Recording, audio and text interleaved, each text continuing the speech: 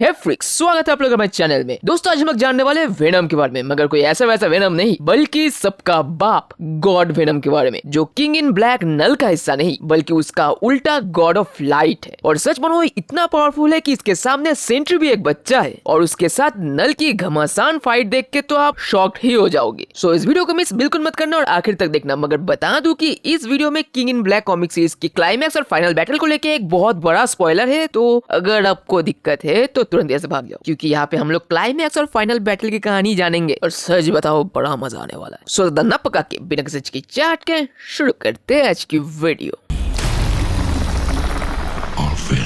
King in Black की series शुरू हो चुकी थी और God of Darkness King in Black Knull अपने सिम्बियोट्स बच्चों के साथ यूनिवर्स के एक एक प्लैनेट को अपने अंधेरे के चपेट में ले रहा था। उन सारे प्लैनेट्स को, उन सारे जीवों को निगल के अंधेरा कायम करना, सभी को खत्म करना ही उसका मकसद था। ये वही नल था जो यूनिवर्स बनने के पहले से मौजूद था। ये वही नल था जिसने यूनिवर्स बनाते आए सेलेस्टियल का धड़ सर से अलग कर दिया था। ये वही नल था जिसने हजारों गॉड्स को अपने नेक्रोसॉर्ड से मार डाला था और आखिर में एक गोल्डन गॉड को मारते वक्त बेहोश हो गया था। और यही से नल के बेशुमार ताकतों का बस एक छोटा सा हिस्सा गॉड के हाथों लगने से वो गॉड द गॉड बुचर बना था, जिसे रोकने के लिए पास्ट, प्रेजेंट और फ्यूचर के तीनों थॉर को एकजुट होना पड़ा था। जो नल हजारों सालों से क्लिंटर प्लेनेट में कैद था, वही प्लेनेट जिसे हम सिम्बियोट्स का ग्रह समझते थे, मगर था वो असल में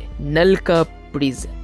मगर अब नल पूरी तरीके से आजाद हो चुका है, चारों तरफ अपनी बर्बादी और कहर बरसा रहा है और उसका नेक्स्ट टारगेट है अर्थ। नल पहुंच चुका था अर्थ पे। नल के लाखों करोड़ों सैकड़ों सिम्बियोट की आर्मी धरती पे बरसात की तरह बरस रही थी। आयरन मैन के कॉन्फिडेंस से लेके वेनम की हिम्मत तक, हर चीज को तोड़ के, हीरोज के हर एक प्रोटेक्शन को नाकाम करके नल की आर्मी घुस चुकी थी अर्थ पे। आसमान से सिम्बियोट ड्रैगन्स की बारिश हो रही थी। उसने इस पूरे नीले रंग के प्लेनेट को अपने सिम्बियोट से लपेट के काला बना दिया था। पूरा प्लेनेट ही उसके काले सिम्बियोट के अंधेरे के चपेट में आ गया था। और नल यहाँ आया था एडी ब्रॉक के लिए नहीं, बल्कि उसके बेटे डिलन के लिए, क्योंकि डिलन के पास भी नल की तरह ही कुछ ताकतों के ट्रेट्स हैं, जिससे एडी और वेनम वाकिफ थे। और एडी ब्रॉक डर के अपने बेटे को एक खास बंकर में छुपा दिया था। इस धरती ने शायद ही कभी इतना बड़ा खतरा देखा होगा। धरती पे नल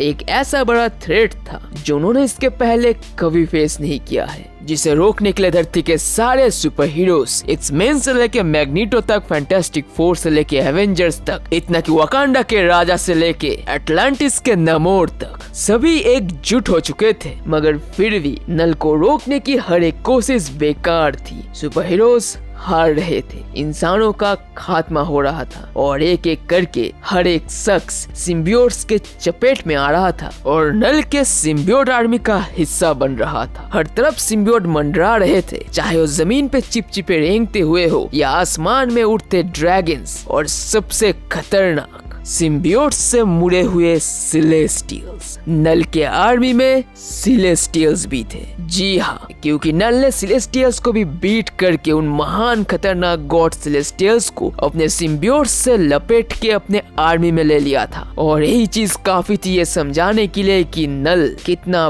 बड़ा खतरा था। लेकिन फिर भी आयरन मैन और कैप को लगा था कि सेंट्री उसे संभाल लेगा। मगर नल ने बस एक चुटकी में इस सेंट्री को अपने दोनों हाथों से पकड़ के बीच में से फाड़ दिया, ये कहते हुए कि बच्चे, तुम जिस वॉइड से डरते हो ना, वो मेरे सामने सर झुकाता है। और नल सेंट्री को फाड़ के वॉइड को निगल के अपने अंदर एब्जॉर्ब कर लेता है, वॉइड को एब्जॉर्ब कर लेता है। और फिर उसने एडी ब्रॉक का गला दबोच के एक झटके में उसे वेनम से अलग कर देता है और एडी को मार डालता है और उसका सोल हाइव माइंड में कैद हो जाता है। इतना कि God of thunder cosmic Thor भी जब उससे भिड़ने आया, तब कॉस्मिक थॉर भी उसके सामने ज्यादा देर टिक नहीं पाया। लेकिन जैसे ही नल ने अपने तलवार से कॉस्मिक थॉर का पेट चीर दिया, तुरंत ही थॉर ने अपने कौओं को भेज दिया किसी को ढूंढने। और थॉर के 2 कौवे ब्लैक सर्फर के साथ निकल पड़े एक खास शख्स के तलाश में पूरे यूनिवर्स को छानने, क्योंकि ब्लैक सिल्वर सर्फर को पता था कि इस पूरे यूनिवर्स में एक ऐसा शख्स है जो एक्चुअल में नल के सामने खड़ा हो सकता है और उन्हें जल्दी उसे ढूंढना होगा, क्योंकि उसके बिना हीरोज की हर एक कोशिश बेकार होने वाली है। और इस तरफ सच में हालात बदतर से बदतर हो चुकी थी, कोई उम्मीद नहीं बची थी। और कहानी के क्लाइमैक्स में omega mutant Jean Grey Dylan Brock के साथ बचे कुछ हीरोज की टीम को लेकर दोबारा नल के सामने खड़े हुए और थोड़ी सी उम्मीद की चिंगारी जली, मगर सभी को पता था कि वो सभी नल के सामने ज्यादा टिकने नहीं वाले। और जहां इस तरफ सारे हीरोज अपनी आखिरी कोशिश कर रहे थे, तभी लकीली इधर अर्थ के सामने सिम्बियोट्स के बैरियर के बाहर आखिरकार पहुंच चुका था ब्लैक सर्फर, किसी ऐसे एनर्जी को अपने बाहों में लेकर जिस शख्स के बस मौजूदगी को ही नल ने हीरोज के साथ लड़ते हुए ही सेंस कर लिया और पूरा बौखला गया, क्योंकि डार्कनेस के गॉड नल को मिटाने वहां आ पहुंचा था द गॉड ऑफ लाइट। एक ऐसा शख्स, एक ऐसा गॉड, एक ऐसा एंटिटी, एक ऐसा एनर्जी जिसके साथ नल पहले भी लड़ चुका है, मगर तब गॉड ऑफ लाइट एक बच्चा था, कम एक्सपीरियंस था, जिस कारण से गॉड ऑफ लाइट को नल ने हरा दिया था। मगर अब उसकी उम्र बढ़ गई है, वो बहुत बड़ा हो चुका है, ताकतवर हो चुका है और ब्लैक सर्फर अर्थ पे घुस के गॉड ऑफ लाइट को छोड़ देता है अपने होस्ट को ढूंढने और चला जाता है अपने सर्फ बोट को एक तलवार में बदल के नल से लड़ने।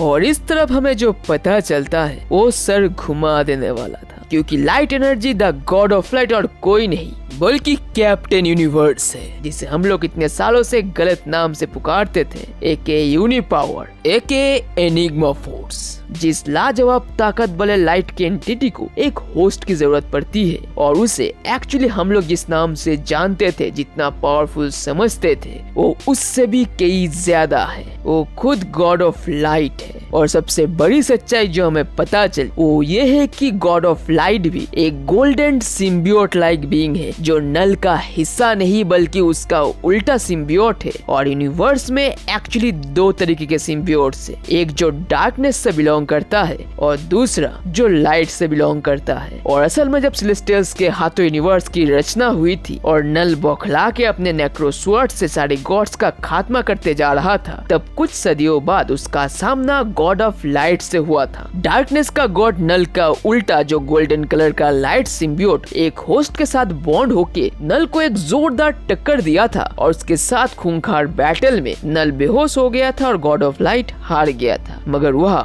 मौत सिर्फ उसकी होस्ट की हुई थी, गॉड ऑफ लाइट की नहीं। और ही से नल का एक छोटा सा हिस्सा गॉड के हाथों लगा था और वो गॉड द गॉड बुचर बना था। और इस तरफ golden symbiote God of light अपने होस्ट को छोड़ के निकल पड़ा था और इतने सदियों से वो अलग अलग जगह जहाँ जहाँ जरूरत पड़ी थी उसने कैप्टन यूनिवर्स के यूनिपावर के एनिग्मा फोर्स के नाम से एक परफेक्ट होस्ट से बॉन्ड होके उनकी मदद करता आया है। और अब इतने लाखों सालों बाद वो golden symbiote God of light जा रहा था अपने परफेक्ट होस्ट के पास, दोबारा अपने पुराने वही दुश्मन, अपना उल्टा गॉड ऑफ डार्कनेस नल से भिड़ने। वो जा रहा था उस शख्स के पास जो इस काम के लिए परफेक्ट था, और वो था मर चुका एडी ब्रॉक। वो तुरंत एडी से बॉन्ड होके एडी को दोबारा जिंदा कर देता है और पूछता है कि तुम्हें किसका रूप लेना है। और एडी के मुंह से बस एक ही जवाब निकलता है, वेनम। और इधर गॉड ऑफ लाइट के आने से नल बौखला गया था और चीख के ब्लैक सर्फर को बोल रहा था कि तुम लोग ज्यादा फुदको मत, लाइट मेरा कुछ नहीं बिगाड़ सकता, मैंने उसे पहले भी हराया है। और ब्लैक सर्फर अपने स्वॉर्ड के साथ बाकी सारे हीरोज के साथ मिलके भागा आता है नल से फाइट करने, उससे भिड़ने। और एक क्लैश होने ही वाला था कि तब भी एक जोरदार धमाके के साथ एंट्री लेता है गॉड ऑफ लाइट से बॉन्ड करके दोबारा जिंदा हो चुका एडी ब्रॉक, जो अब बन गया था गॉड वेनम। और गॉड ऑफ लाइट एडी के मुंह से कहता है कि तुम सभी की हिम्मत और कोशिश की दाद देता हूँ, मगर अभी रुक जाओ, अब लड़ाई 1:1 होगी, सिर्फ नल और मैं। तुम लोग जाओ मासूमों को बचाओ। और नल कहता है कि देखो कौन आया है, पुराना दुश्मन एक नए होस्ट के साथ, और ऐसा होस्ट जिसको मैंने पहले ही मार दिया है। और गॉड वेनम कहता है कि या आई थिंक हम दोनों ही काफी है तेरे लिए। और इतना कहते तुरंत ही गॉड वेनम अपने दोनों हाथों से म्यूनिर और सल्फर के तलवार को समन करता है और दोनों हथियारों को पकड़ एक झटके में मार्च कर देता है और बना देता है एक नया बैटल एक्स, जो देख आसपास खड़े सभी का मुंह खुला का खुला रह जाता है। और नल की तो इतनी फट जाती है कि वो भागने लगता है, लिटरली भागने लगता है। और सारे सिम्बियोट्स ड्रैगन नल को बचाने के लिए गॉड वेनम के ऊपर झपटते हैं, मगर गॉड वेनम बस एक ही ब्लो में 4-5 ड्रैगन्स का सर काट देता है, जो नजारा लिटरली बैडएस था। और वो नल को ललकारता है और तभी पीछे से नल उछल के गॉड वेनम को अपने नेक्रोसॉर्ड से मारने ही जा रहा था कि तुरंत गॉड वेनम बस अपने एक हाथ से नेक्रोसॉर्ड को रोक देता है।